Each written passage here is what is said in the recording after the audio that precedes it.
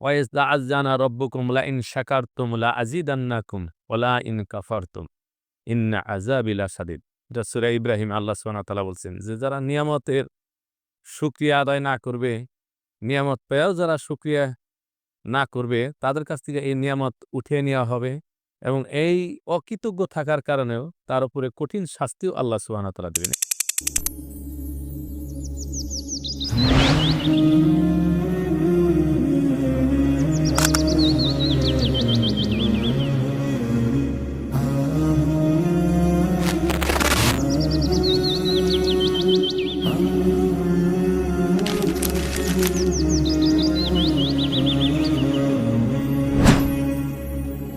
أصوبه بدا আসসালামু আলাইকুম রহমতুল্লাহ।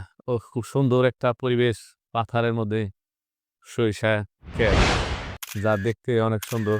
আসলাম হাঁটতে হাঁটতে, এখানে এরা বলল যে দেখেন কিরকম সুন্দর হয়েছে। আমি বললাম অনেক সুন্দর হয়েছে। এই বিষয়টা নিয়ে অনেক কথাও মনে পড়লো। আল্লাহ সুবহানাহু ওয়া তাআলা বলছেন যে সূরা লোকমানে আছে, সূরা আম্বিয়াতে আছে যে সরিষার পরিমাণ দানা পরিমাণও যদি কেউ কোনো কাজ করে, সেটা কিয়ামতের ময়দানে তার সম্মুখে উপস্থিত করা হবে এবং সে তার উপরে আল্লাহ সুবহানাহু ওয়া তাআলা কখনো অন্যায় এবং জুলুম করবেন না। তার আমল আকীদা যেটাই সরিষার পরিমাণে হোক, সেই পরিমাণ তার সম্মুখে উপস্থাপন করা হবে। আরেকটা হাদিস আছে, সাল্লাল্লাহু আলাইহি ওয়াসাল্লাম বলছেন যে কোন মানুষের অন্তরে যদি সরিষার পরিমাণ দানাও থাকে ঈমান, তাহলেও তাকে একসময় জান্নাতে দিবেন।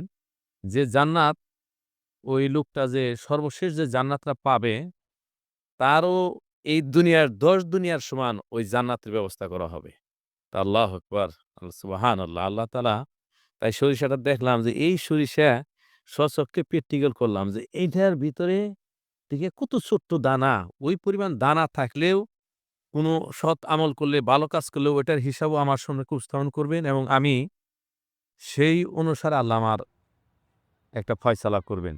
যদি ওই পরিমাণ কোনো আমার ঈমানও থাকে, তাহলে দেখা গেছে এই সরিষার পরিমাণ যদি ঈমান থাকে, তাহলেও আল্লাহ আমাকে এই ঈমানের পরিবর্তেও আল্লাহ সুবহানাহু ওয়া তাআলা আমাকে জান্নাত দিবেন। তাহলে এটাই আমাদের সবচেয়ে বড় শুকরিয়া এবং ভাগ্যবান আমরা যে ঈমান নিয়ে এই পৃথিবীতে জন্মগ্রহণ করছি।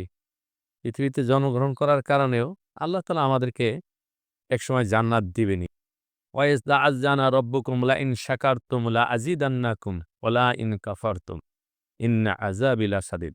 এটা সূরা ইব্রাহিম আল্লাহ সুবহানাহু ওয়া তাআলা বলছেন যে যারা নিয়ামতের শুকরিয়া আদায় না করবে, নিয়ামত পেয়েও যারা শুকরিয়া না করবে, তাদের কাছ থেকে এই নিয়ামত উঠিয়ে নেওয়া হবে এবং এই অকৃতজ্ঞ থাকার কারণেও তার উপরে কঠিন শাস্তিও আল্লাহ সুবহানাহু ওয়া তাআলা দিবেন। এইজন্যে পৃথিবীতে আল্লাহ সুবহানাহু ওয়া তাআলা যা দিছেন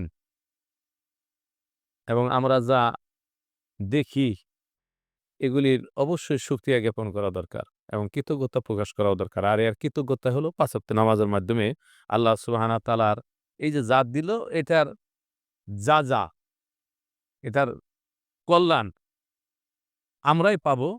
কিন্তু আল্লাহ সুবহানাহু ওয়া তাআলার নির্দেশ মোতাবেক আমরা এটা যদি পালন করি। এইজন্য আল্লাহ বলছেন যে, যদি তুমি ভালো করো সেটাও তোমার, যদি তুমি খারাপ করো সেটাও তোমার। এটার ভাগ অন্য কেউ নিবে না। এজন্য আমরা চেষ্টা করব সবাই এই পৃথিবীতে ভালো করার জন্য।